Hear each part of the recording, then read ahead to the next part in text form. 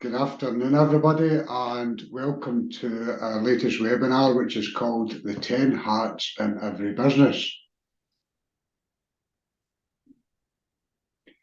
Presenting today will be myself. I'm John Moffat. I'm CEO at Benson Wood & Co, and my fellow director, Chris Wilson. We are Benson Wood, are a firm of chartered accountants and business advisors based in Airdrie, Scotland. And we've got, between myself and Chris, we've got many years of experience in advising small and medium-sized family-owned businesses. So, on to just a thought for the session before we start in earnest, and it's a quote from Alfred D. Chandler. So, unless structure follows strategy, inefficiency results. So just to add some bones to that, or meat to the bones on that, so your plan and your structure are inextricably linked. So a couple of examples of that is you may have a great business plan, perhaps you've gone through different ways of trying to grow your business and have increased your sales. But what also goes up when sales go up? Debtors is the main one. And you'll also need more stock, you'll also need more raw materials and labour. And these costs can also go up. So how does that impact on your cash flow? So having a strong finance department with strict terms of trade is essential. And another example is that you are at full capacity, you're, for one of our better expression, tapped out, and therefore your plan reflects your desire to have more worry-free time away from your business. Perhaps you want to spend more time with your children or coach your son's football team. Having a clear organisation structure will enable you to delegate roles and responsibilities to the rest of your team so you can free up your time. So that was the opening thought. Now on to our agenda, just what we're covering today. And just also to mention, a copy of these slides, we'll send out a copy of these after the webinar. So also I would recommend during this that you write down some actions. And so the biggest problem really to see in business is FTI. So what does FTI mean? It's failure to implement. So if you don't write down your actions, you won't remember them. Just as if you don't write down your business goals for the next year, you'll be far less likely to achieve them. So we want you to get the maximum value from this session. So if you have any questions or even insights you want to share with us, by all means, add them into the chat box. So what we'll cover today per the agenda is we'll cover, first of all, your mindset. So the mindset you need to achieve greater control of your business. And then we'll share a concept called the ceiling of complexity. And we'll discuss how to free up your time capacity. Then we'll share what the 10 hats are and why every business has them. This will lead into the key principles of the organisation chart and the functions, roles and expectations of each department or hat. Then it's accountability time, the time for you to decide what you're going to do as a result of watching this webinar. I want you to come away from the webinar with at least 3 clear actions of what you're going to take that you know will make a big difference. So we promise to keep the session straightforward and to the point, but we hope we can have some fun along the way. So before we get started, I want to talk about mindset. You can do this and you should do this. So who's responsible for your business plan and your structure? You are. But hold on, what happens if you're just so, again, tapped out, already working long hours and feeling out of control because of, say, cash flow problems, poor team performance, competitors dropping their prices? Who's responsible for this? So I'd like you to put your hands virtually up when you honestly think about the challenges in your business you feel and the problems are out of your control. So hands up who thinks they're all in control and hands up those who are not thinking. Okay, great. Let's just put some perspective in this. And this is one of our favourite business models ever written. And it's called Orbed. You may have seen it before, or you may have heard about it, but have you actually shared it with anybody else? The real power of this model is felt when you share it with others. For those who haven't seen this model before, a quick explanation. The Orbed behaviour concept is a great tool for improving employee motivation, communication, engagement, and results in any group situation. So if you see the line in the middle, whoops, I've gone forward there. If you see the line in the middle, Chris said this was happening to me during the meeting. The line in the middle separates great businesses from the average and success from failure. Behaviour such as making excuses, blaming others, confusion, negativity, they fall below the line. And when we're acting above the line, we focus on the team effort by taking ownership, showing commitment, creating solutions to problems, and taking determined actions for the collective outcome. While we can't control the behaviour of others, we can control the behaviour that we demonstrate. And by living above the line, we encourage others to do so too. So you could be thinking right now that there's no way you can restructure the operations of your business. Which below the line would that be? That would be denial. Or perhaps you're thinking that the reason you're tapped out is that you just have to sort out this cash flow issue or lift your sales and you'll be fine. Which below the line thought is that? That's right, excuses. Or you might think that the reason for your business is not performing is because you have some non-performing team members. What's that one? That's blame. So if we reframe these in an above the line way, as a business owner, you're the only one who can improve the structure. This is taking ownershp. You owe it to your team to show them a better way. This is taking accountability. And it's up to you to set clear expectations for each role in your business, whether it's an employee or a contractor. This is taking responsibility. You're not the victim here, you have a choice. So if you listen to this, there are some great things you can do here. Share the Orbed model with your team and explain how, although you might think below the line about what is affecting your business, you must act above the line. It's the same thing with all aspects of your business. You cannot control the behaviour of others. You can only control your own. So that leads us on to the next on our agenda, which is the ceiling of complexity. And Chris is going to chat through that. Thanks, John. Yep. Another important mindset in business is to understand that as your business grows, you're going to hit multiple ceilings of complexity. You'll see as the graph there, when we look at the green line, as your business grows, you expect your return to go up in line with that growth. But life's not really like that. And I'm assuming for everyone else, that's not really happened either.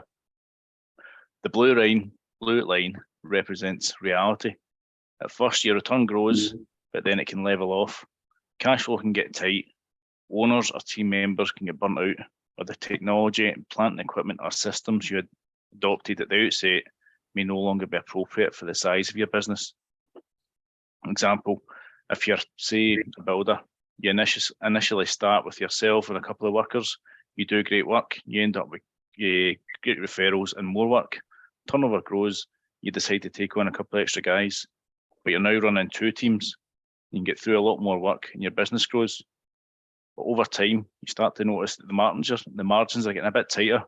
You're not making the same kind of return you were before. But because you can't keep an eye on both teams at once, your productivity as the owner goes down and mistakes made by your workers result in the returns starting to drop.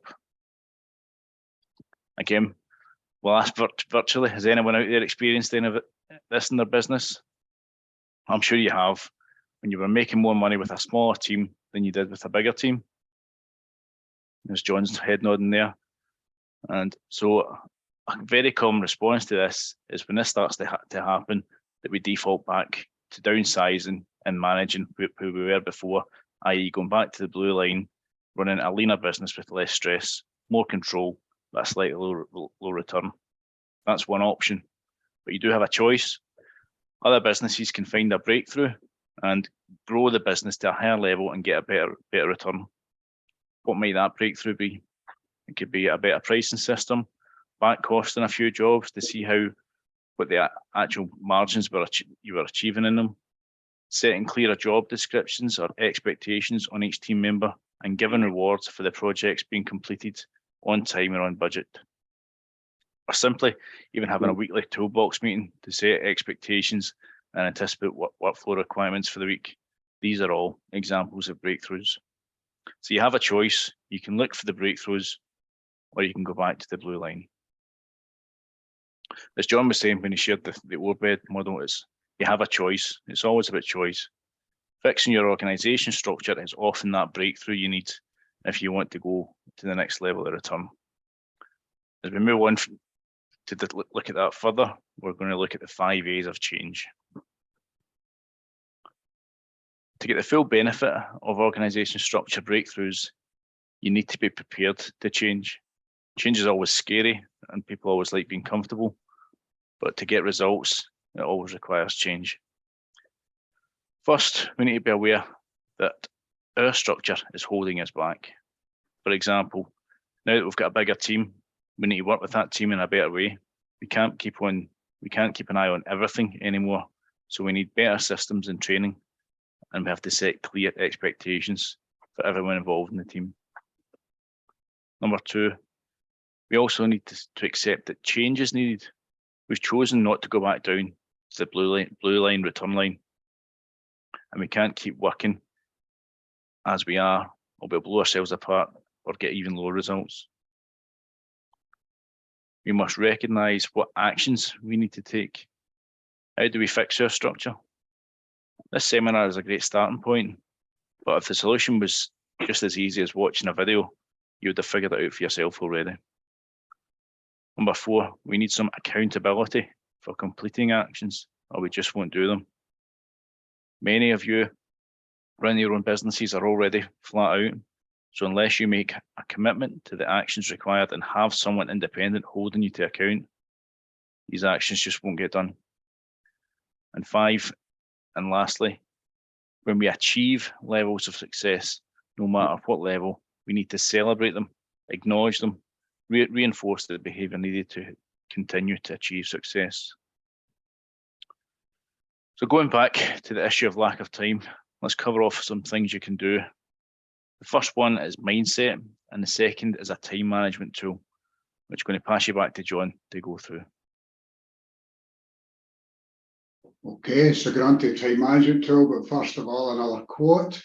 In truth, people can generally make time for what they choose to do.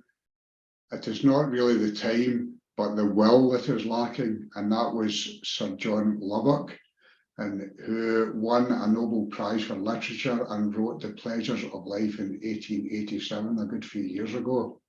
Did you read that book, John, did you?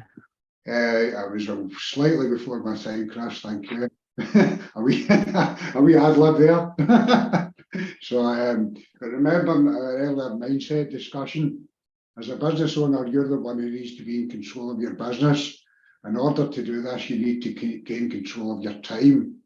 If you really want the breakthrough of growth with an improved organisation structure, you need to choose to make time to do this.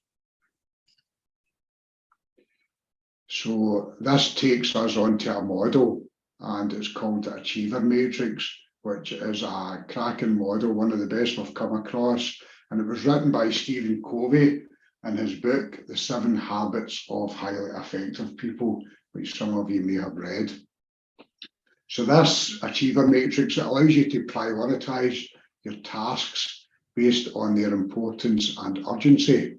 So if we look at quadrant 1, which is headed up urgent and important. So quadrant 1, the quadrant of urgency, represents things that are both urgent and important. This is where we handle an unhappy customer or meet a deadline. We need to spend some time in quadrant 1, but we also need to realise that many important activities become urgent through procrastination, or because we don't do enough prevention and planning. Moving on to quadrant 2. Now, quadrant 2 is where we want to be. It's the quadrant of quality. It represents things that are important but not urgent. Here's where we do our planning, anticipate and prevent problems, empower others, and develop our skills. Ignoring this quadrant feeds and enlarges quadrant 1. On the other hand, investing time in this quadrant will shrink quadrant 1. Now, moving on to the non-important ones, and this is quadrant 3 first of all. It's a quadrant of deception, and it represents things that are urgent, but they're not really important. The noise of urgency creates an illusion of importance, but the actual activities are usually only important to someone else, not yourself or your business. Many phone calls, meetings, email, drop-in visitors may fall into this category.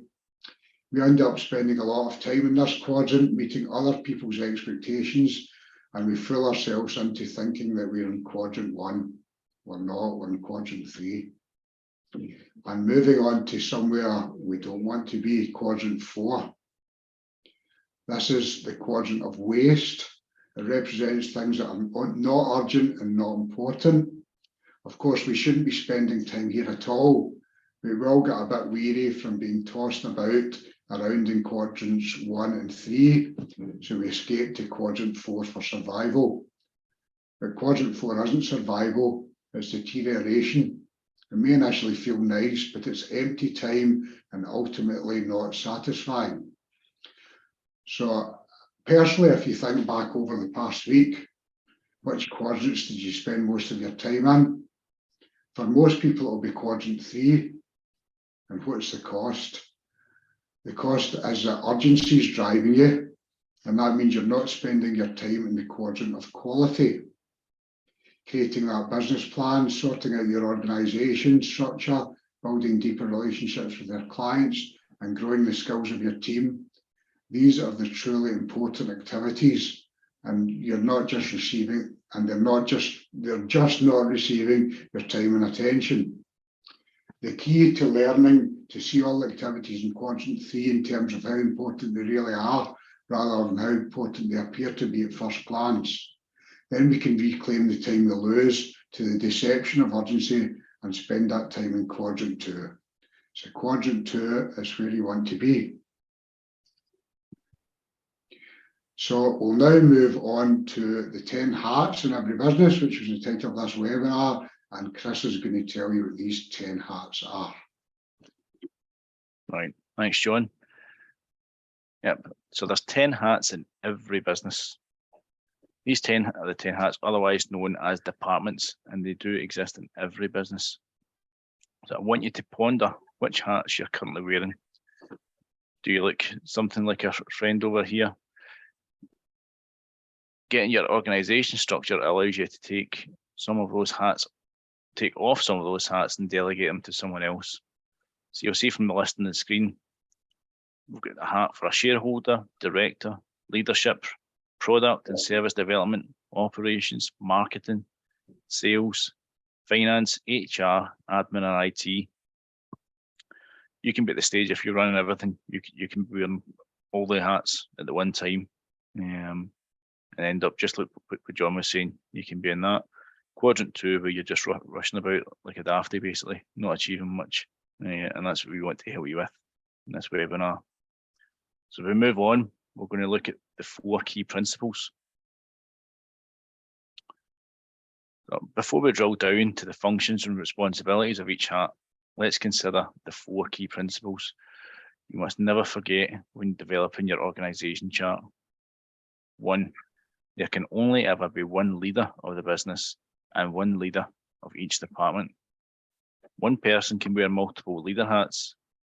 For example, the CEO can also be the sales manager, but 2 people can't lead the business or lead one department. Otherwise, there can be confusion for the team about who they report to and who they're accountable to. 2, there's a big difference between doing something and being responsible for it. Bottlenecks often occur in businesses because someone thinks they have to do everything they are responsible for. If you delegate a task, you're still responsible for it, but you're just no longer the one doing it. Number 3, always define the role first. Get clear on who is doing what, but don't shape a role around a person. 4, and lastly, in order to fully understand which department each key responsibility fits into, it's useful to look at the function of each department first. So we move on to the next slide. We'll look at the function of each department.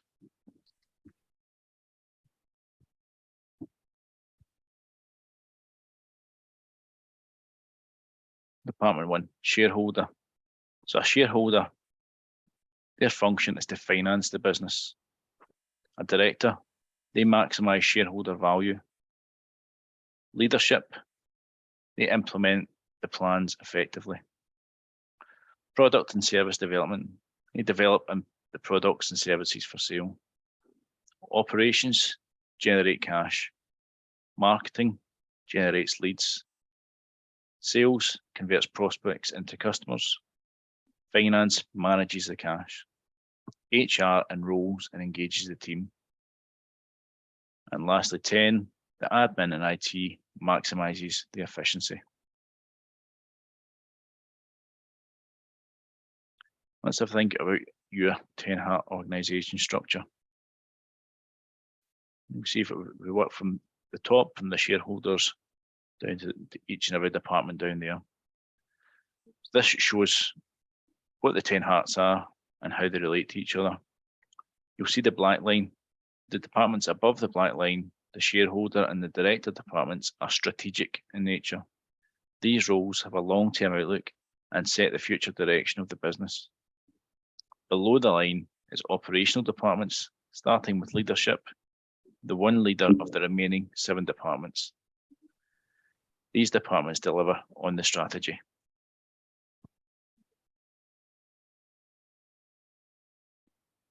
Okay, so it's back to me, and this is headed up, function determines responsibility. So if you remember the 4th key principle that Chris mentioned of the 10 hats, function determines responsibility. If you're not sure which department a task belongs to, refer to the function of that department. Work out the roles you need within each department, remembering that some could be part-time or contracted out, and create a list of key responsibilities for each role. For example, to give you an example here, the function of the operations department is to generate cash. You may have currently people in your operations team making calls to slow-paying debtors. It's the function of the finance department to manage the cash, so this task should be passed on to your finance team to free up the operations team to generate more cash. Likewise, you may have operations team members doing admin tasks. These tasks increase efficiency, which is the function of the admin department. So you need to move them out of operations and into administration. And that's something we've done in our business over the past year or two, is to try to shift some, say, accountancy and taxation work, or the admin side of that, from the accountants to the admin people, and we've trained up our admin people to do that. So that's a real life example from us. Okay, so just to demonstrate that further, I'm going to just take you through working through the tasks and responsibilities of a marketing manager role. Okay, so the marketing manager, their function is basically to generate leads. So if the function of the marketing department is to generate leads, what would the key responsibilities of the marketing manager be? There's some clue in the slides, but basically these are key responsibilities. We're short-circuiting this because we're on Zoom. As their key responsibilities would be the marketing plan, marketing campaigns, event management, internal and external brand development, development of marketing collateral, alliance building, database management and reporting. So I've short-circuited that, but what you would want to do for each department is to brainstorm that and list the key responsibilities. So we are, I think, on, oh sorry, I'm doing this one and then it's on to Chris. So the benefits are revised organisation structure.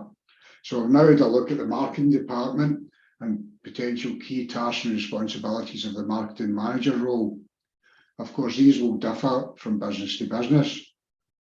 So if you can start trying to imagine how clarifying these aspects of a role can help the entire team. A clear job description will strengthen expectations, priorities, reporting lines, and much more. When we undertake this process across all 10 departments and our businesses, the clarity is exponential. This simply is best practice and will ensure that no department is neglected, ultimately building a more sustainable and scalable business. And when you, as the leader of the business, identify the hats that you are actually wearing, you can act above the line and address those that perhaps you don't have the capacity or skill set to do well. Identifying the hats that you are prepared to delegate can be truly empowering. It's also an opportunity to empower a member of your team, or at least offer a clear path for progression. And when you remove these hats, you'll notice that the world doesn't end, and actually a lot of non-critical problems no longer come to you. And this frees up your time and results in less stress. And that's something, again, that we've gone through as a business in the last couple of years and have benefited from. So we're talking here from real life experience. So over to Chris again, who's going to talk you through our 10 hats workshop, which we can hopefully get some people signed up on and to look at their individual businesses. So Chris is going to let you know a bit about that. Yep, thanks, John. Yep, like we've been saying, we're all about helping you make your business work for you, generate better returns, and help you achieve your goals. And we just hope that what both John and I have been talking about today has resonated with you, and you've realised that you maybe do need to fix your organisation structure, particularly as you're growing. So if that is the case, then I'd recommend that you come along to try out one of our 10 Hats group workshops. The workshop programme consists of 3 workshops, where we'll help you to develop your organisation chart and flesh out 2 roles. We'll also help you to create a plan to roll out your new organisation structure so that you can free up your time and increase your effectiveness. So as we move on from that, what's next? As we mentioned at the beginning of the session, the biggest problem in small business is FTI, and you are in control of where you want to spend your time. Here are some of the ways that you can help you spend your time wisely and invest in your structure. If you're interested in participating in our 10 Hats workshop, please contact us and we'll send you out a proposal and we'll get something arranged with you. We also offer our organisational review service, where we work with you to develop your organisation chart. And if you're still not sure whether your organisation structure is even your biggest challenge in your business right now, you're more than welcome to meet with John, myself, or one of our team members for a complimentary 60-minute session to discuss your goals for your business and how we can help you achieve them. With that, I'll pass you back to John for his final thought today. Yeah, the other one from that, if you're not, a complimentary client review is available for all our current clients. So for prospective clients, it's we call it a proactive accounting meeting, and it's basically going over the same things, but trying to get a bit more of background on your business as well. So please contact us if you'd like us to arrange that. And again, that's complimentary as well. Okay, next steps, we'll subsequent to this webinar, we will send you an evaluation form. But what we'd like you to do, there are 4 possible courses of action that you can take after today's session. Number one, you can do nothing. You can just say, oh, that was an interesting seminar or webinar, but I think I'll just box on with what I've already done. The second thing you could do is retreat, thinking that sounds a bit scary and hard, and I think I'll go back to the business and hide. The third thing you could do is take a normal amount of action. You could say, yeah, I think I need to take action, but I can do this myself. Most likely it will lead you to do nothing and retreating. And the fourth thing you could do is take a massive amount of action. So you get it, you know that you need help, and you know that we as guys know your business better than anybody else and can help you with that. So we can all be better at business if we have the support and accountability required to improve. So evaluation form, as I said, if we can take a few minutes to fill that out, and we'll send that out to you. There's also tick boxes on it if you would like us to send you a proposal for any of the services we've spoken about. So as I say, we'd really appreciate if you can fill that out and send it back to us. That would be great. And the parting thought for today is another quote, and this is from Tom Peters. Management is about arranging and telling. Leadership is about nurturing and enhancing.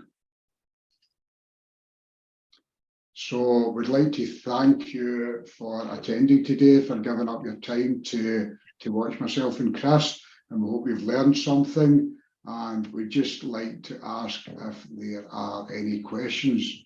Now, because I've got the way I've got my screen set up, I can't see a question box. So is there anything come in, Joe, who's in the background? I can't see anything in the Q&A at the moment, John, no. That's great, but certainly if you've got any questions, please get in touch. My email address is john.moffat@benson-wood. Chris's is chris.wilson@benson-wood, and we've got a generic one, mail@benson-wood.co.uk. Our telephone number's on there as well, 01236 756 161, and you can also get a lot of information on our website, which is www.benson-wood.co.uk. So thanks very much for attending again, and we hope to see you at the next webinar. Bye for now. Thank you.